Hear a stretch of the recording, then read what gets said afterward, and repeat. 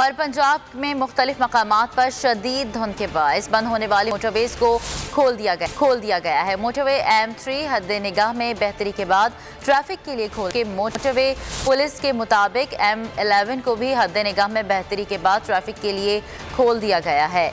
M2 पर बड़ी गाड़ियों का दाखिला खोल दिया गया है। तर्जुमान मोटरवे पुलिस के मुताबिक M1 पेशावर से रशकई इंटरचेंज तक धुंध के बायस बंद है, जबकि M4 शेरशाह इंटरचेंज से अब्दुल हकीम तक मोटरवे को बंद कर दिया गया है, जबकि M5 शेरशाह इंटरचेंज से जलालपुर पीरवाला तक धुंध के बायस बंद किया गया है।